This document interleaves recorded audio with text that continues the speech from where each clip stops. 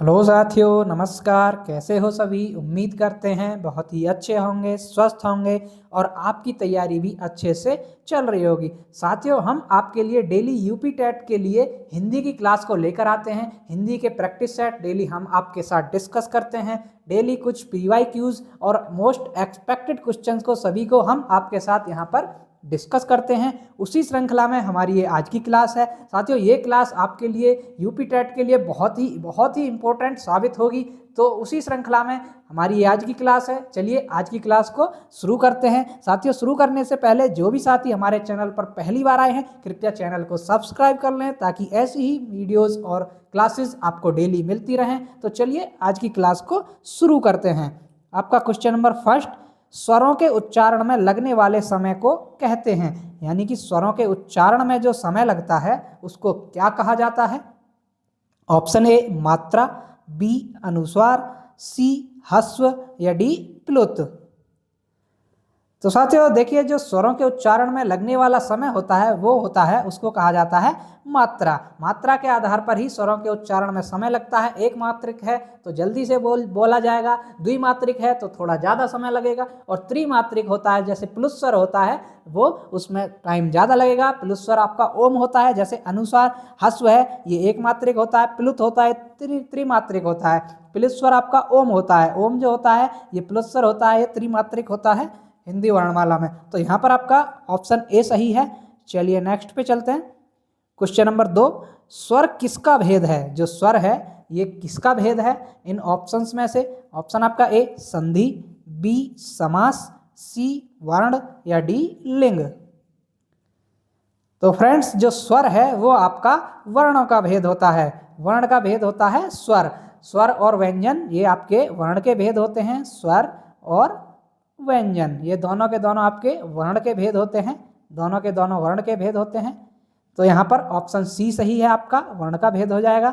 चलिए next question, question number 3, निम्न में से कौन सा शब्द शुद्ध है? अब आपको शुद्ध वर्तनी छांटनी है। इनमें से किस एक की वर्तनी शुद्ध है? केवल एक की वर्तनी शुद्ध है इनमें से, वही आपको छांटना है। ऑप्शन ए 46, बी 46, सी 46 या डी 46। तो साथियों ये 46 है, मतलब कि ये 46 जो होता है उसको हिंदी में लिखा हुआ है ये। तो 46 कैसे लिखा जाएगा? वो लिखा जाएगा ऑप्शन नंबर ए में, बिल्कुल सही लिखा हुआ है 46। ये आपका बिल्कुल शुद्ध वर्तनी है। यहाँ पर ऑप्शन आपका यहाँ पर ए सही है, बाकी के ये आपके अशुद्ध लिखे हुए हैं। चलिए नेक्स्ट पे चलते हैं। क्वेश्चन नंबर 4, मनोबल में कौन सी संधि है? जो मनोबल शब्द है इसमें आपको संधि बतानी है, कौन सी संधि होगी? ऑप्शन आपके ए दीर्घ संधि, बी स्वर संधि, सी व्यंजन संधि या डी विसर्ग संधि।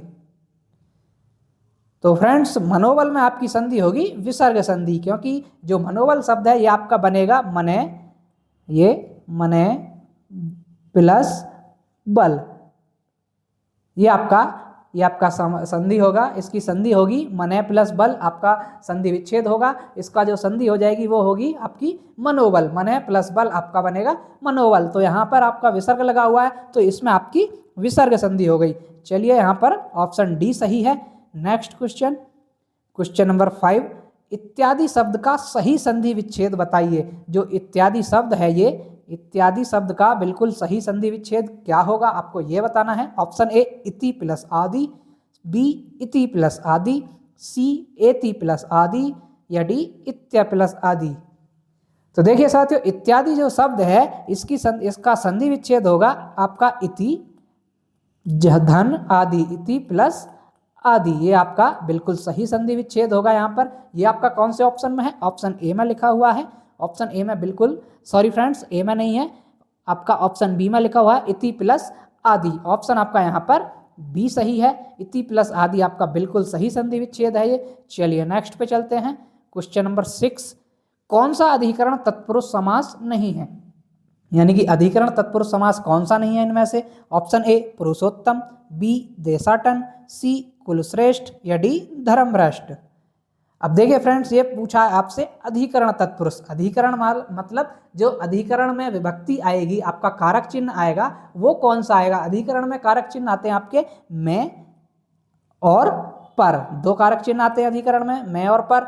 ठीक है फ्रेंड्स। अब इनमें देखिए में और पर कारक चिन्ह कौन से शब्द में है इन दोनों में से सॉरी फ्रेंड्स, पुरुषोत्तम, पुरुषों में उत्तम, आपका क्या है, पुरुषों में उत्तम। तो यहाँ पर भी कारक चिन्ह में आया, तो यहाँ पर तो अधिकरण समास है, हमसे क्या पूछा है, नहीं, नहीं पूछा है, तो यहाँ पर तो है आपका ऑप्शन बी है देशाटन, देशों के, देशों का टन या देश के लिए टन, ठीक है फ्रेंड्स। देशाटन, देशों का भ्रमण करना जो होता है वो आपका यहाँ पर ये भी बिल्कुल सही है, इसमें भी तत्पुरुष समास है, ठीक है फ्रेंड्स। ऑप्शन सी है आपका कुल श्रेष्ठ, कुलों में श्रेष्ठ, यहाँ पर भी मैं आ गया आपका, यहाँ पर भी तत्पुरुष समास, वो अधिकरण तत्पुरुष समास होगा, क्योंकि अधिकरण में मैं और पर दो कारक चिन्ह होते हैं, वो कारक चिन्ह में आ रहा है इसमें, ये भी है आपका। ऑप्शन डी में है धर्म भ्रष्ट, यानी कि धर्म से भ्रष्ट, ये होगा आपका धर्म से भ्रष्ट, इसमें धर्म से भ्रष्ट आएगा, जो कारक चिन्ह आएगा से आएगा, वो धर्म से भ्रष्ट। तो ये जो से है ये आपका अधिकरण तत्पुरुष में नहीं होता है, ये आपका अधिकरण तत्पुरुष में नहीं होता है, तो इसलिए ये आपका बिल्कुल सही जवाब है। ऑप्शन आपका यहाँ पर डी है, बाकी ये तीनों आपके अधिकरण तत्पुरुष में आएंगे, धर्म भ्रष्ट आपका अधिकरण तत्पुरुष में नहीं आएगा। ऑप्शन आपका यहाँ पर डी सही होता है। चलिए आगे बढ़ते हैं। क्वेश्चन नंबर 7, अन्न जल में कौन सा समास होगा? जो अन्न जल है इसमें समास बताना आपको। ऑप्शन ए द्वंद्व समास, बी द्विगु समास, सी बहुव्रीहि समास, या डी इनमें से कोई नहीं। तो साथियों यहाँ पर जो शब्द दिया है वो दिया है आपका अन्न योजक चिन्ह जल, यानी कि अन्न योजक चिन्ह जल, इसमें आपको समास बताना है। अब देखिए जो योजक चिन्ह लगा होता है जहाँ पर, वहाँ आपको जल्दी से दिमाग में क्लिक होना चाहिए कि जहाँ भी आपका योजक चिन्ह होता है वहाँ आपका द्वंद्व समास होता है, बिल्कुल सही। लेकिन साथ ही साथ योजक चिन्ह के साथ आपको ये भी देखना है कि दोनों वर्ड अपोजिट होने चाहिए। अब देखिए अन्न जल एक दूसरे के अपोजिट हैं, तो यहाँ पर बिल्कुल सही आपका द्वंद्व समास होगा, ठीक है साथियों। ये ट्रिक लगानी है आपको, यहाँ ट्रिक लगाइए हमने, योजक चिन्ह और अपोजिट देखा, बिल्कुल हमें मिल गया, यहाँ पर द्वंद्व समास हो जाएगा। ऑप्शन आपका यहाँ पर ए सही हो जाएगा। चलिए नेक्स्ट पे चलते हैं। क्वेश्चन नंबर 8, गड़बड़ घोटाला कौन सा शब्द है? जो गड़बड़ घोटाला है ये कौन सा शब्द होगा? ऑप्शन ए तद्भव, बी देशज, सी तत्सम, या डी शंकर। तो साथियों जो गड़बड़ घोटाला है वो आपका होगा देशज शब्द, ये देसी भाषा का शब्द है, हमारी आम बोलचाल का गड़बड़ घोटाला, ये आपका देशज शब्द हो जाएगा। ऑप्शन बी सही है यहाँ पर। चलिए जी नेक्स्ट पे चलते हैं। क्वेश्चन नंबर 9, कैंची किस भाषा का शब्द है? आपको कैंची बताना है, कैंची का इस्तेमाल करते हैं ना कैंची, उसका आपको बताना है कि ये किस भाषा का शब्द है। ऑप्शन ए हिंदी, बी अंग्रेजी, सी पुर्तगाली, या डी तुर्की। तो साथियों जो कैंची है ये आपका तुर्की भाषा का शब्द होता है, कैंची आपका तुर्की भाषा का शब्द होता है। ऑप्शन डी सही है यहाँ पर। चलिए नेक्स्ट पे चलते हैं। क्वेश्चन नंबर 10, चाय किस भाषा का शब्द है? जो चाय है ये आपका कौन सी भाषा का शब्द है, ये पूछा आपसे। ऑप्शन आपके ए चीनी, बी जापानी, सी फ्रेंच, या डी अंग्रेजी। तो देखिए चाय आपको नाम से ही पता लग रहा है, चाय बिल्कुल चीनी भाषा का शब्द होता है आपका। ऑप्शन ए सही है, चाय की उत्पत्ति भी चीनी से ही हुई है, मतलब कि आपकी चीन देश से ही हुई है, तो ये चीनी भाषा का शब्द हो जाएगा। चलिए नेक्स्ट पे चलते हैं। क्वेश्चन नंबर 11, बर्बर का विलोम शब्द क्या है? जो बर्बर शब्द है इसका विलोम बताना आपको। ऑप्शन ए निर्भर, बी सभ्य, सी दुर्बल, या डी दुर्भर। तो साथियों जो बर्बर शब्द होता है उसका विलोम होगा आपका सभ्य। बर्बर मतलब होता है एक तरह से असभ्य लोग, यानी कि बर्बरतापूर्ण व्यवहार किया, असभ्य व्यवहार किया जैसे, तो अब असभ्य का विलोम होगा सभ्य, बर्बर का विलोम हो जाएगा आपका यहाँ पर सभ्य। सभ्य आपका बिल्कुल सही जवाब है। ऑप्शन आपका यहाँ पर बी सही है। चलिए नेक्स्ट क्वेश्चन, क्वेश्चन नंबर 12, विज्ञ का विलोम कौन सा होगा? जो विज्ञ शब्द है इसका विलोम बताना आपको। ऑप्शन ए प्रज्ञ, बी सुविज्ञ, सी अविज्ञ, या डी अज्ञ। तो साथियों यहाँ पर सही जवाब है आपका विज्ञ का विलोम होगा वो होगा अज्ञ, मतलब अनजान, विज्ञ जानने वाला। ऑप्शन आपका यहाँ पर डी सही है, विज्ञ का अज्ञ होगा। चलिए नेक्स्ट पे चलते हैं। क्वेश्चन नंबर 13, निम्न में से एक पत्थर का पर्यायवाची नहीं है, यानी कि जो पत्थर शब्द होता है इसका पर्यायवाची कौन सा नहीं है इनमें से? ये पूछा गया है। देखिए नहीं को बड़े ही ध्यानपूर्वक पढ़ना आपको एग्जाम में, ये नहीं से ही क्वेश्चन गलत होते हैं। आपने पढ़ा जल्दबाजी में कि पत्थर का पर्यायवाची है, आपने लगा दिया प्रस्तर, ठीक है, यहाँ पर आपका आंसर हो गया गलत, क्योंकि यहाँ पर नहीं पूछा है। तो ये नहीं को अच्छे से पढ़ तब आंसर देना है। तो चलिए ऑप्शन है ए प्रस्तर, बी उपल, सी पसम या डी पाहन। तो साथियों यहाँ पर सही जवाब है आपका ऑप्शन नंबर सी में, जो पत्थर का पर्यायवाची नहीं है वो नहीं है आपका पसम। बाकी जो प्रस्तर होता है ये भी पत्थर का पर्यायवाची होता है, उपल भी पर्यायवाची होता है और पाहन भी पत्थर को ही कहते हैं, ये भी पत्थर का पर्यायवाची होता है, लेकिन पसम जो है ये पर्यायवाची नहीं होता है। ऑप्शन आपका यहाँ पर सी सही है। चलिए नेक्स्ट पे चलते हैं।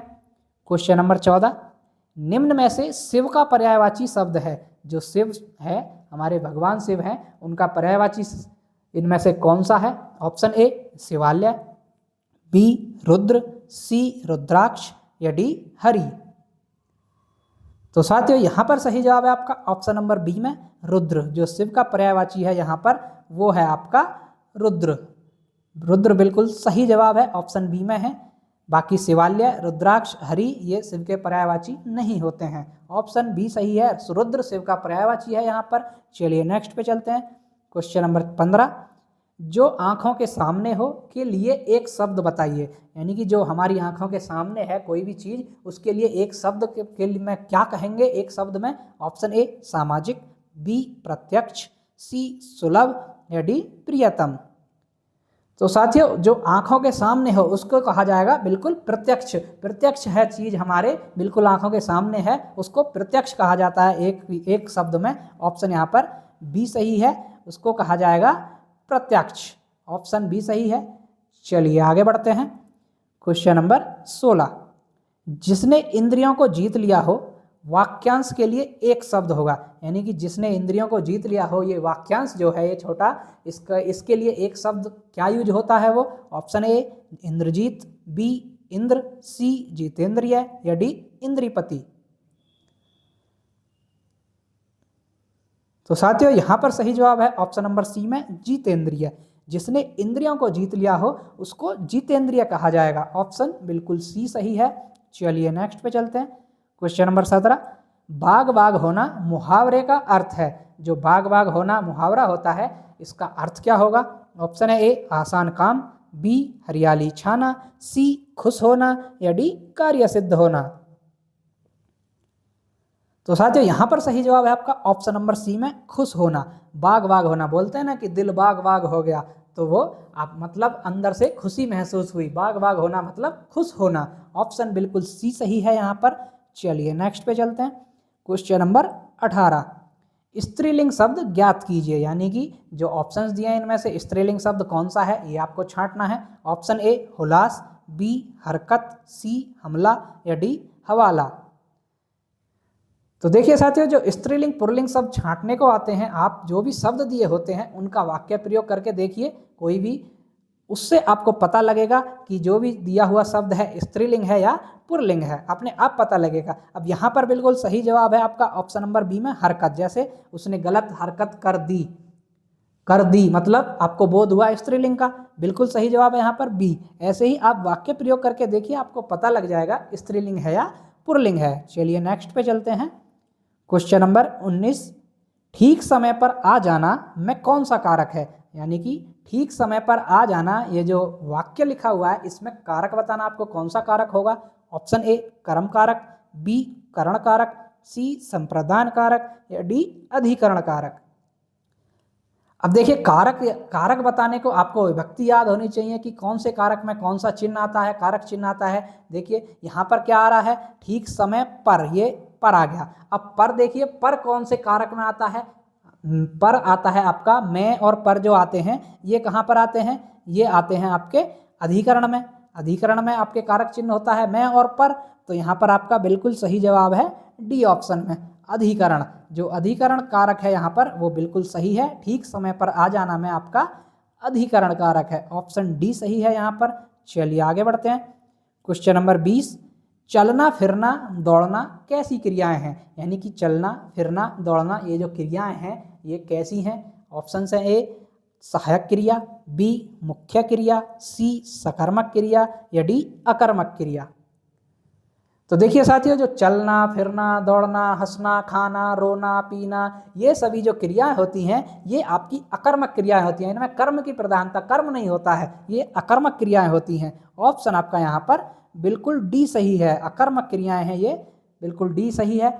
तो फ्रेंड्स, ये थी हमारी आज की क्लास। आपको क्लास कैसी लगी कमेंट करके जरूर बताएं। जो भी साथी हमारे चैनल पर पहली बार आए हैं कृपया चैनल को सब्सक्राइब कर लें ताकि ऐसी ही इंफॉर्मेटिव वीडियोस और क्लासेस आपको डेली मिलती रहें। तो चलिए मिलते हैं नेक्स्ट वीडियो में, तब तक के लिए धन्यवाद।